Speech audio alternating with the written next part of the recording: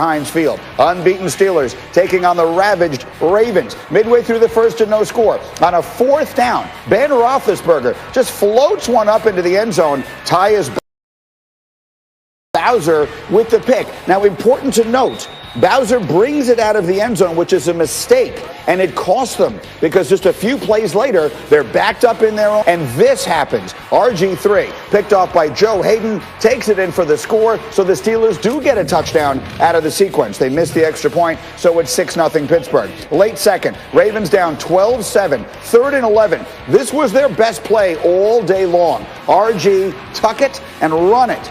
39 yards on this one. Actually, his longest run since his rookie year. And that would set up this terrible sequence for the Ravens. After they had called their last time out of the half, you see the time remaining. Tick, tick, tick, tick. They run it to Gus Edwards. He is stuffed. The Steelers, understandably, in no hurry to get the next playoff. John Harbaugh is demanding a delay of game penalty. He doesn't get it. The Ravens finally get everything set up and lined up, and they snap the ball with, as you see, 3 seconds remaining. They throw it up. Luke Wilson can't bring it down. And just like that, they come away with absolutely nothing. Early fourth quarter, it's still 12-7. It's Ben.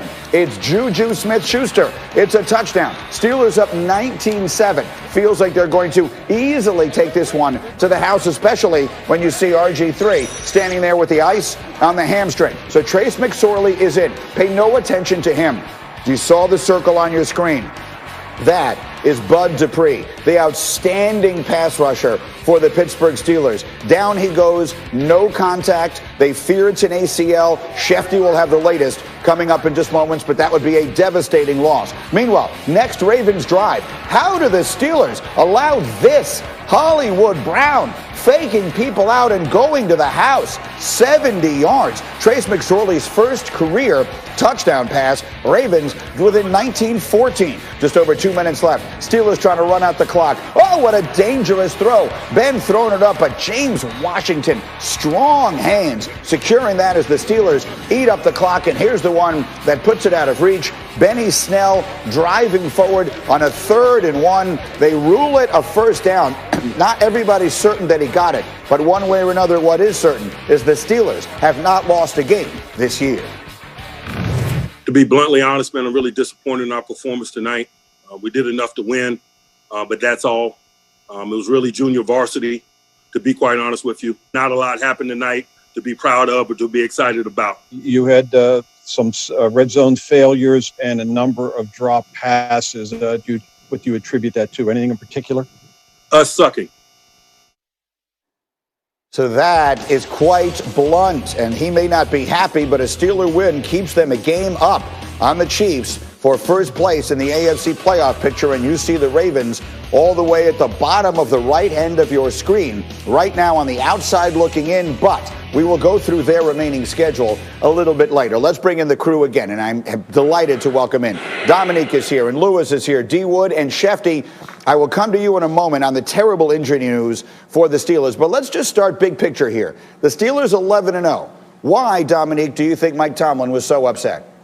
I think Mike Tomlin was upset because they didn't play well again against another opponent that they should have dominated, and he knows they can't afford to drop a game. I know often we talk about teams who go undefeated late in the season, and we talk about should they rest their players late in the year? Should they be more focused on the playoffs? I think Mike Tomlin knows that they're going to need to go 16-0 to guarantee themselves that single first-round bye and to give them the best chance to get to the Super Bowl, because I don't think this team is going to be capable of winning 3 playoff games in a row to get to the Super Bowl. They're going to need that bye, and they're going to need to have Kansas City have to come to Pittsburgh. So he knows how important these games are, and they can't afford to drop any of them. I get that. But, Lewis, here's the way I viewed it. The circumstances of this game were so crazy with all the delays and all the Wednesday afternoon and everything else.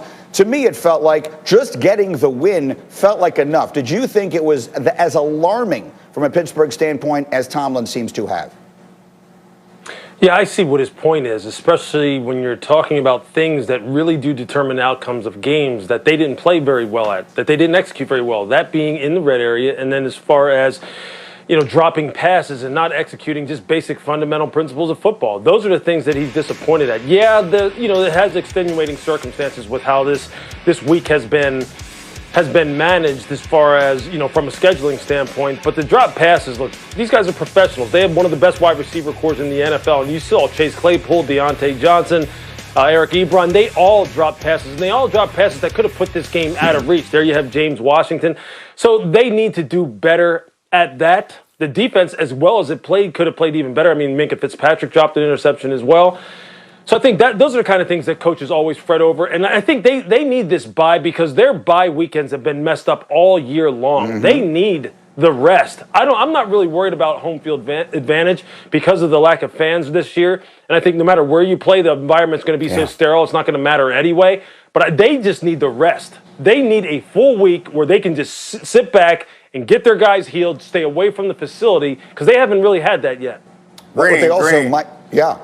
Can I jump in just for a second? Because I was hit with a Mike Tomlin-ism in my brain when you started laying out all those excuses. Because excuses are the tools of the incompetent. That's why Mike Tomlin is a champion, and you're out here advocating for shooting for ties. So I'll let somebody else say something. But when I heard that, that's all I could think of was how Mike Tomlin must have just fidgeted in his sleep, feeling you make excuses for a team that doesn't want him. That's fair enough. On this show, the standard is the standard, Neek, and we will never forget that. There you go. Shefty, however, the really bad news in Pittsburgh, they fear is about the injury. What do we know about the status of Bud Dupree? Well, they believe that they're going to learn today that Bud Dupree, their franchise linebacker who did not sign a long-term extension, tore his ACL. And you saw him go down, and you knew right away, as soon as he did it, essentially was non-contact. He grabbed for the knee. We've seen it happen over and over and over, especially this year. And he limped off the field. And again, the moment he did, you knew that it was going to be a significant knee injury. Now, we'll get confirmation today whether it is indeed a torn ACL, but that is the expectation that he's going to have a torn ACL. He'd be out for the year. And keep in mind, you just watch him go down in that play. If you keep in mind at this particular time, they already lost Devin Bush to a season-ending injury. So now they've lost Devin Bush. Now they've lost Bud Dupree. And now that defense, that was the strength of this team, is not quite as good as it once was. Absolutely. And so that's why I want to bring it to my offensive lineman here, D. Wood. If they are indeed now without Dupree the rest of the way, from an O-line standpoint, just from an offensive standpoint, how much less scary does that make this Steeler defense? Oh, it makes them a lot less scary. Because when you look at it now, you had two guys that were terrorists coming off the edge and T.J. Watt and Bud Dupree. Now, if I'm an offensive player, hey, we can focus our attention on T.J. Watt, trying to take him out the game plan. And if you don't have that rush that the Steelers are known for, because they lead the league in sacks, if you don't have that rush, that pressure that they generally been able to get, this is a different Pittsburgh Steelers team. And I know they got guys on the back end, but when you can't pressure the quarterback, that leaves you highly susceptible to the passing game and having a lot of success. So those two injuries, man, particularly Bud Dupree, I think it's going to be a difference maker as far as that Pittsburgh Steelers defense. And Neek, at the risk of drawing the ire of Tomlin again by projecting forward, that does feel particularly important if we are already thinking about them against Kansas City, right? The ability to get pressure without bringing additional people, that could be a devastating loss. But they do bring additional people. And I honestly, losing Bud Dupree is sad and unfortunate, but I don't think it's going to hurt their defense nearly as much as the Devin Bush loss. Bud Dupree, I think, benefits quite a bit from their blitz packages. He's not a one-on-one game wrecker in the way that T.J. Watt dominates the pass rush. So losing Bud Dupree, obviously, he's a starter. He's a highly drafted player. It matters, but I'm not sure that it changes this defense nearly as much as when they lost a flexible linebacker like Devin Bush. All right, so a very quick final thought here, Louis Riddick. As we look, they have tough games left on their schedule. They have Buffalo. They have the Colts. Do you believe the Steelers will go 16-0?